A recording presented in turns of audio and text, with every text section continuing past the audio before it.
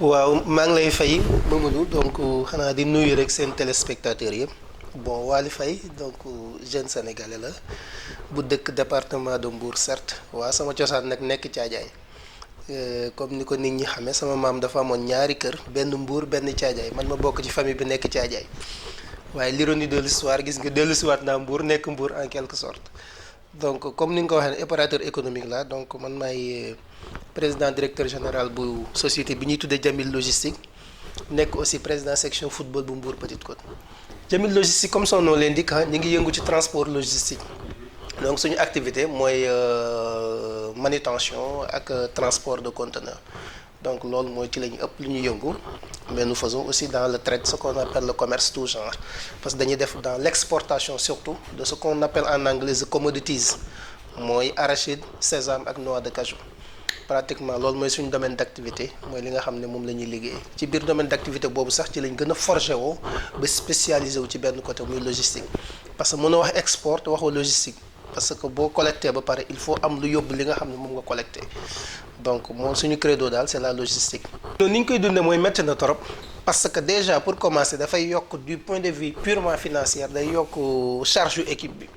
parce que booy recevoir tey Mbour bokkewut ak boo waree déplacer équipe bi mu dem ba Kaolack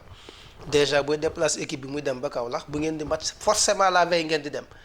donc c'est des dépenses supplémentaires fa ngeen di fanaan donc il y aura des repas et tout ce qui s'ensuit le transport carburant bi day yokk et cetera et cetera te fi muy gën a méttee tam mooy dañuy coupé wu day couper suñu source dañuy couper à la base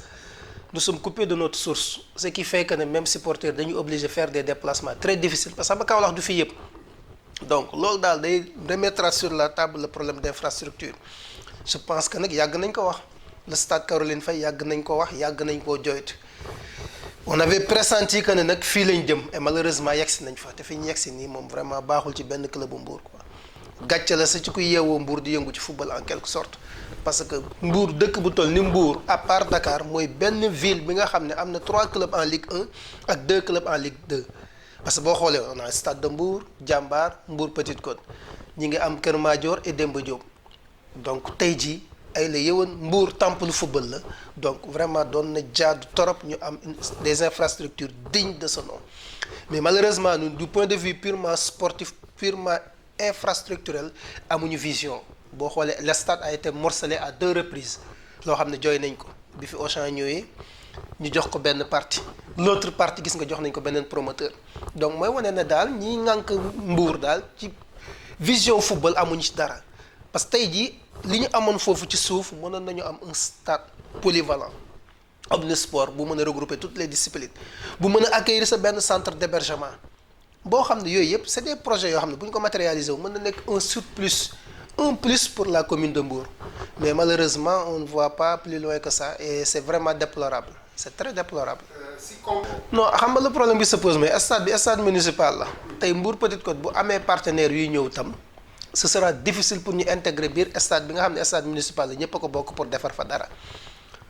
tey jii kay xëy na li ñu doon mën a def rek mooy ut foo xam ne suñu bërëbu bopp la ñu liggéey ko ni nga ko war a mën a liggéey mu jaar yoon. parce que ni may wax rek gestion stade bi moom fekk mi ngi dépendre ci municipalité bi boo defaroon stade bu mel ni Panal tam bu ñu demaatee 1 an même problème bi mooy posé wu. parce que am na loo xam ne ci liggéey da nga koy jox ña ca xarañ ñi nga xam ne ay professionnels ils ont l'expérience nga jox leen ko parce que tey jii le stade a été surexploité te sóoraale wuñu renouvellement infrastructure yi à savoir la pelouse surtout gis nga versaires yi c'est délabrant foofu je me dis que ne ñàkk pexe sax ay tax nit di fa dugal nit. versaires yi boo xoolee c'est pratiquement impraticable ay toilettes yu dérisoires fa am yu doy waar donc loolu moom c'est le problème de l'Afrique d'une manière générale et du Sénégal en particulier infrastructure yi ñuy acquérir en coopération souvent problème bi mooy maintenance bi ak bu arrivé à terme nañ lañ koy renouveler fa bizarrement nag duñ ci xalaat dañuy xaar ba affaire bi ne këtt ne jonn ñuy soog a jéem a trouver ay solution stade bi presque 1 an ngi rien n'a été fait. Et c'est vraiment déplorable et il ne faut pas se voiler la face club Mbour yi fay entraîner dañuy fay pour entraîner loolu tam il faut ñu leeral ko ña fay football tam ña fay def dañuy fay pour football donc je pense que na daal gestion bi daal xaw na doy waar. parce que souvent dañ may indil benn facture globale rek ma fay noonu la doon demee fàtte naa exactement chiffres yi. sa bugguma match fay la. loolu moom amul sax demal dikkal entraînement da ngay fay match da ngay fay location sax donc c'est pas gratuit. waaw yaakaaruma nag ne dinañ fa yegg parce que quand même comme ni ñu koy waxee rek sa gis nga ni ñu koy xalaatee nii nag moom la ko ñëpp di xalaatee moo xam di côté Mbour Petite Côte comme côté stade de Mbour ñëpp dañ naan Mbour Petite Côte fi mu toll mais nag ñun nous sommes très sereins quand même xam nga football dafa am ay hauts ak ay bas équipe day nekk parfois ci temps fort léeg-léeg mu nekk ci temps faible ne mën nañ ko tuddee crise mais c'est pas une crise aussi profonde que ça. donc c'est vrai que ne ku nekk ami du football nekk fan am na foo xam ne bu fa sa club tollee di nga xaw a alarmé wu tuuti mais nag nañu rassuré xam ne ñun nous veillons au grain parce que instant bi Mbour Petite Côte c'est vrai que moo nekk 12e donc 12e c'est pas du tout honorable mais nag ñi ngi def suñu kem kattan pour génn foofu nekk vraiment à un rang beaucoup plus honorable te je pense bien qu'on va y arriver incha allah. loolu moo ko gën a accentuer il s'y rajoute aussi Covid bi ñu xam ne moom lañ génn. parce que bul fàtte ne presque ci moitié première phase bi dañu football à huis clos donc on était carrément coupé de notre base affective ba pare xam nga suñu club bi c'est des clubs traditionnels ay club de quartier la yu dem ba issewu ba toll fii ñu toll donc base affective boobu daf ci am solo torop donc li ñu coupé suñu base nag influencé na lu bari mais beneen bi tam du point de vue purement financier dafa compliqué torop de pratiquement c'est tous les matchs à l'extérieur xam nga si tu reçois un match à domicile ça se comprend c'est gérable di nga am ay recettes et tout mais tey jii yaa ngi dem dëkk boo xam ne kenn xamul dafa war fa recevoir donc les recettes ne sont pas tellement ça donc tous les matchs se jouent à l'extérieur donc pratiquement équipe bu Mbour yi dañuy voyager 4 semaines dans le mois xam nga ci mois bi 4 week-ends yëpp dañuy voyager du moins excuse-moi donc c'est très compliqué donc dafa mel ni ñun recevoir ñu dañuy génn rek. chaque match da ngay génn donc loolu déjà day sur le plan physique day épuiser joueurs yi donc sur le plan purement intendant gestion bi c'est trop compliqué c'est très complexe parce que boo génnoon benn match recevoir benn ça te permet de souffler mais léegi nag souffler amatu ci tous les matchs da ngay génn donc c'est trop compliqué. xawma ren déwén wala déwén jéeg wala dans 10 ans mais gëm naa ne fa la ñuy mujjee parce que boo xoolee li tax Mbour Petite Côte judd c'était Touracounda. L'idée de créer Mbour Petite Côte c'était de fusionner stade de Mbour Keur Madior et cetera malheureusement waxtaan yi antuwul mais Mbour Petite Côte ba fi may waxee yow nous sommes toujours ouverts pour une fusion des deux clubs ndax ñu am un club de ville très fort maa ngi sax dugal li nga xam moom laa waroon njëkkee mooy saluer au passage le président Mbaye Diouf Dia qui je rappelle est toujours le président de Mbour Petite Côte. Moi je suis le président de la section football loolu tam bëggoon naa éclaircir la lanterne parce que nit ñi parfois dañuy def amalgame que ne président Mbaye Diouf Dia mooy président Mbour Petite Côte yàlla def na nag jox na ma plein pouvoir jox ma pour ma doxal jox ma pour ma dawal comme ni ma ko sentiré jox na ma ci itam liberté totale mais je suis le président de la section football je ne suis pas le président de Mbour Petite Côte loolu bëggoon naa ñu leeral ko tam pour nit ñi xam ko. mais pour revenir à nos moutons ci loolu daal moo waral sax Mbour Petite Côte juddu parce que fusion boobu mooy li nga xam moom lañ namoon moom lañ bëggoon pour am un club de ville fort comme tey jii Casa Sport Casamance benn club la am boo demee Saint-Louis Linguère benn club bu fa ne Louga benn Njàmbur a fa am loolu day tax day dëgëral dëkk bi et puis dina gën a dajale xol yi ak xel yi je pense que loolu. dara nag loolu moom c'est tout à fait naturel parce que tous les gens au niveau de Mbour tout le monde se pose la même question. am na ñuy wax sax ne Wally est-ce que amul ay ambition politique tel n'est pas le cas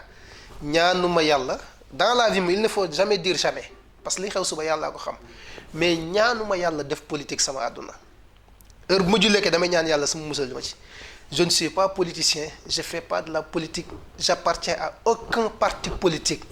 aw ma ndënd bay samp ndënd comme na ma ko waxee woon caajaay rek que ne man la politique ne m'intéresse pas. donc social nag ça va de pair avec nos vies xam nga doo am na foo xam ne contraire boo xam ne boo fa juddoo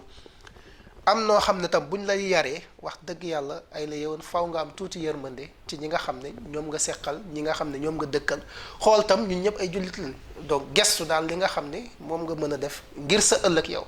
parce que fii ku fi def social wala nga def ci jàkka sa bopp nga liggéeyaloo kenn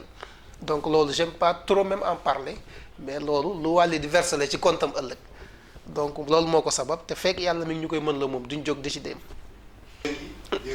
donc je pense que ne Mbour tey jii boo xoolee département de Mbour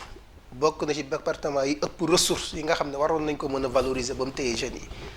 parce que quand on parle de tourisme on parle de la petite côte mais malheureusement ak Covid bi fi jaar ak bien avant Covid bi sax tourisme dafa deewoon daanaka parce que boo xoolee moo nekkoon source de revenu bi gën a rëy ci département bi parce que boo xoolee pratiquement tout le monde travaillait dans les hôtels donc je pense que li ñu war a mën a préconiser am na foo xam ne bu fa mbir yi tollee seul gouvernement état moo ci gën a mën a def li nga xam ne daal mooy taxawaay bi ëpp solo tey jii état moo war a wut ay partenaires revaloriser ces hôtels là. ba ñu mën a jotaat seen lustre d'antan yi tëjoon ubbi pour ko defee dina absorber une bonne partie du chômage